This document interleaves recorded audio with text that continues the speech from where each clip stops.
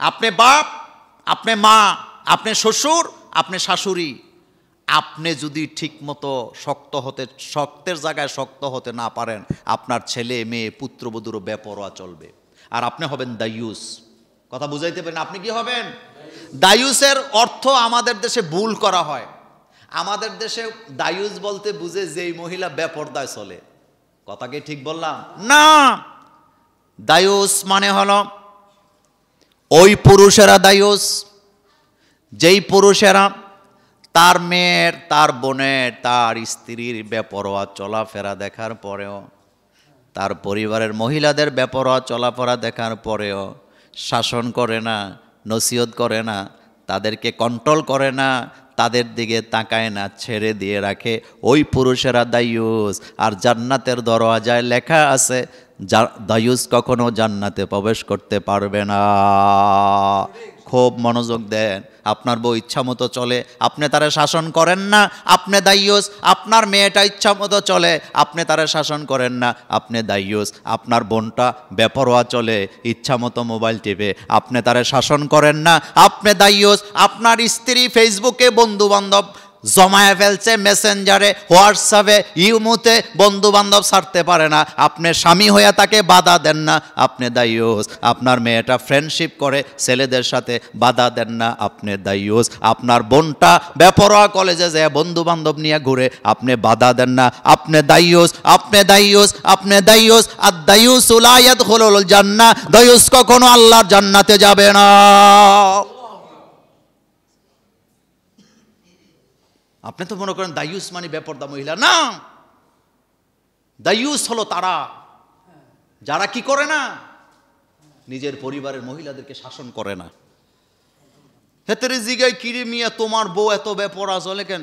কই কথা শোনে না। তো কথা না শুনলে ইসলামে এটার ব্যাপারে কোনো সমাধান নাই।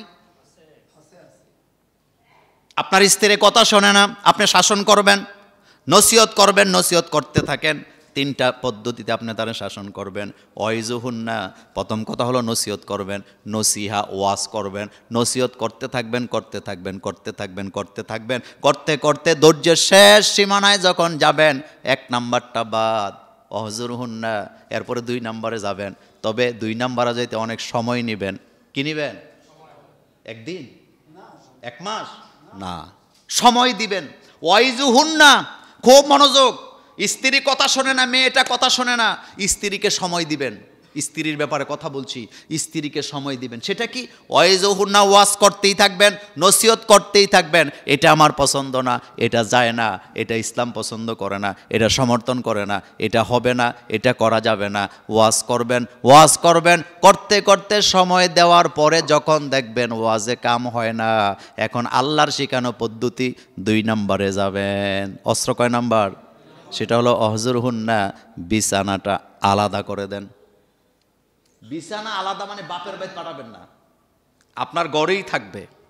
মাঝখানে কোল বালিশ দিয়ে রাখবেন, কিচ্ছু লাগবে না। 1 সপ্তাহ দেখেন, 1 মাস দেখেন, পাগল হয়ে যাবে।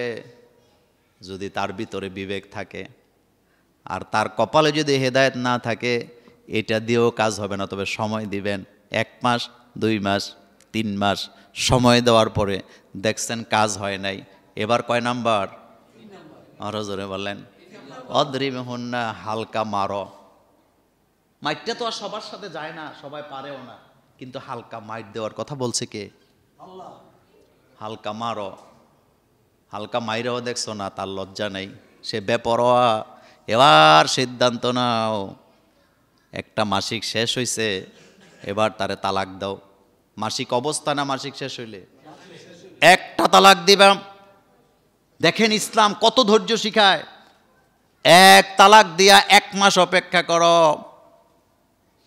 তোমার কথার বাধ্য হয় নাই, আবার মাসিক হইছে, আবার পবিত্র হইছে, এবার 2য় তালাক দাও।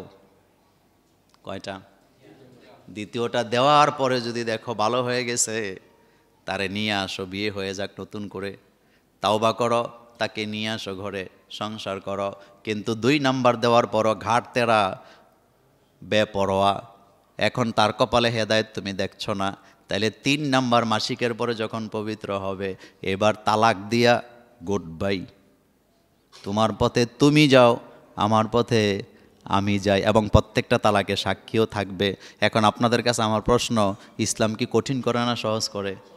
কিন্তু আমরা দৈরেই তালাক শুরু করে দেই, তোরে তালাক, তোর মায়ের তালাক, তোর নানিরেও তালাক।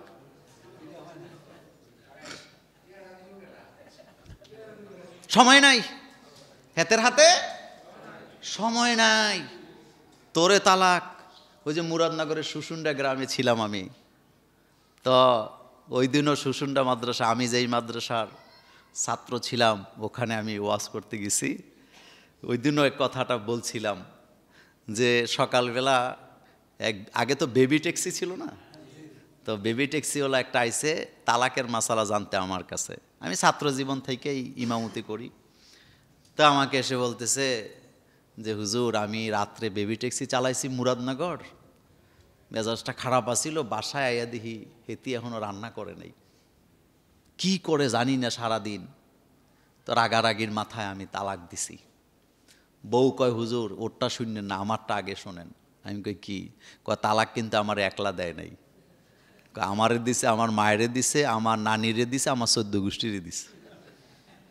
আমি তারে কইলাম তুই কি হ্যার 14 গোষ্ঠীর বিয়ে করছত? এগুলা তালাক? আমার দেশে সুন্নাহ পদ্ধতিতে তালাক হয় না। তালাক কাজীর মাধ্যমে দিবেন, 3 মাস সময় থাকে, এটা আপনারা জানেন। কয় মাস? 3 মাস। কাজী আসবে, সাক্ষী নিবেন, শনাক্তকারী নিবেন, তালাক আপনি নোটিশ করবেন। এক নোটিশ, 2 নোটিশ, 3 নোটিশ। নোটিশের মেয়াদ থাকবে 90 দিন। কয় দিন? ওই 3 হায়াজ। কয় হায়াজ? 3 হায়াজের পরে যদি সোজা হয়, 2 পরিবার মিলে যায়, কোনো আপত্তি নেই, একসাথে হয়ে যাবে, বিয়ে পড়ায় দিবেন। আর যদি না মিলে যার যার পথে তেতে চলে যান, এতেই কি হবে? কল্যাণ হবে। কিন্তু আমার দেশে যে নোংরামিটা চলে দেয়, পরে মনে হয় আরে 2টা বাচ্চা আছে রে, তো আগে তোর মনে আসিল না? আগে মনে ছিল না? এই জন্য সাবধান হওয়ার দরকার আছে। তো তবে একটা কথা মনে রাখবেন, স্বামী স্ত্রীর মধ্যে ঝগড়াঝাটি হয়, ঝগড়া ছাড়া পরিবার কি নাই, কিন্তু ঝগড়াটা লেন্দি যেন না হয়। একটা কাজ করবেন না, স্বামী স্ত্রী ঝগড়া হয়েছে, কখনো কথা বন্ধ করবেন না, কথা চালায়া যাবেন।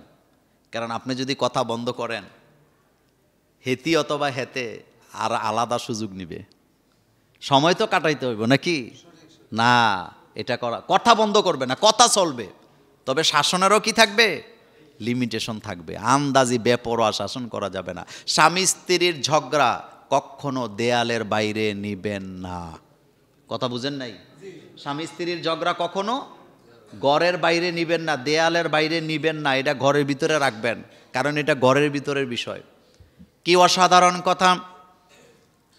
রাসূল করিম সাল্লাল্লাহু আলাইহি ওয়াসাল্লাম তার কলিজার টুকরা, নয়নের পুতুলি হযরতে ফাতেমা রাদিয়াল্লাহু তাআলা আনহাকে ডেকে বলতেছে, ও ফাতেমা, তুমি আমার কলিজার টুকরা মেয়ে, ও ফাতেমা, তুমি আমার নয়নের পুতুলি, তুমি আমার আদরের মেয়ে, কিন্তু মনে রাখবা, তুমি যদি তোমার স্বামীর সাথে খারাপ আচরণ করো, বেয়াদবি করো, আমি বাবা হিসাবে আমাকে তোমার পাশে পাবা না।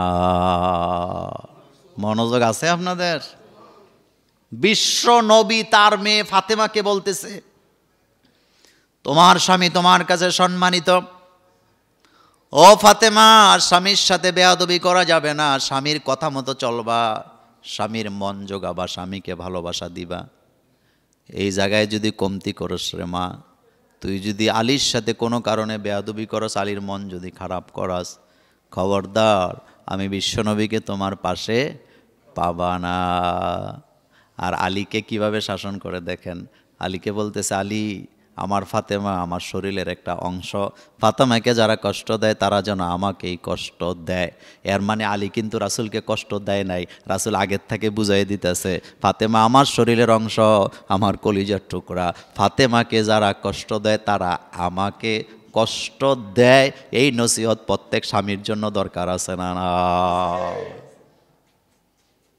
এটাই না ইসলাম। এটা কি? সুবহানাল্লাহ পড়বেন না? কত কথা বলে ফেলি, আহারে।